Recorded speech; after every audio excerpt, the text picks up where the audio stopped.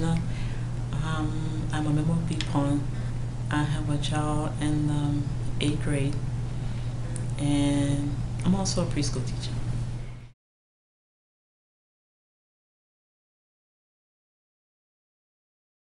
And yes, he's been suspended on several occasions. Sometimes it will be for making noise in the classroom or talking to another student when he wasn't supposed to be talking to a student, or getting upset when the teacher said something.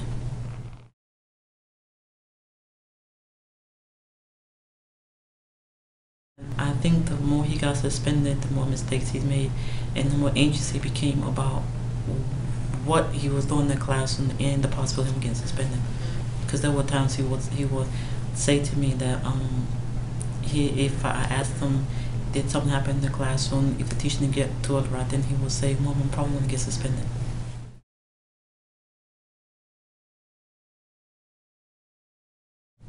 There was a couple of things my son was doing in the classroom. There wasn't a criminal, there wasn't fighting or attacking no one.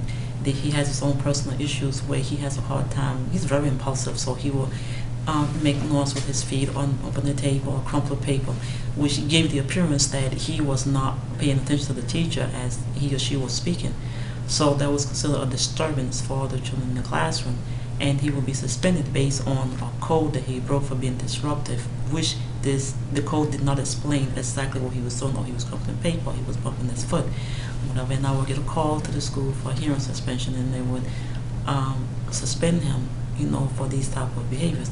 So what I did in trying to be proactive is that after I, went through that so many times, I called the school and I went up to school and I asked them, could I make a contract where it will help him to be self-assertive and self-aware of what he's doing in his movements, and about his body space. So I developed a contract of which asked questions. Did you stay in line today? Did you keep your feet still? Did you sit at the table? Did you look at the teacher? Different things that the teachers really want the students to do. And I went up to the school and they revamped it a little bit, and then I requested that she talked to the students, the teachers, and asked to, allow him to let it be on the table so he can check off how he's doing his behaviors without getting in trouble for thinking, for them thinking that he's being disruptive. He's just checking off his behaviors, and I felt that it worked in regards to him thinking about himself and catching himself before the teacher catch him.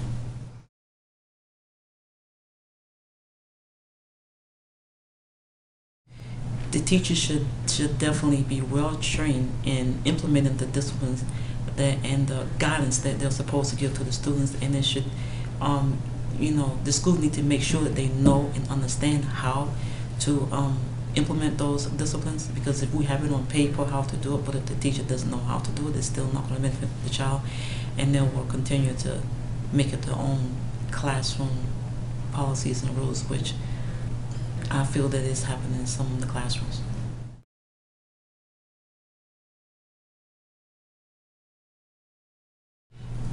They did a couple of things after I came to the school and became more proactive and a little bit more aggressive in my, I would say, approach on trying to figure out what's happening and what is the reason why he's making mistakes.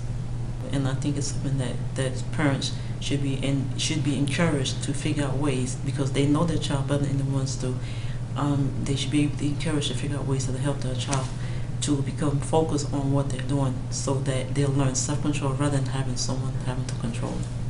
And became more proactive, and at least for his individual case, and trying to work with them and letting them know that I want him to change, but I was expecting that he get more encouragement and support from the school to change.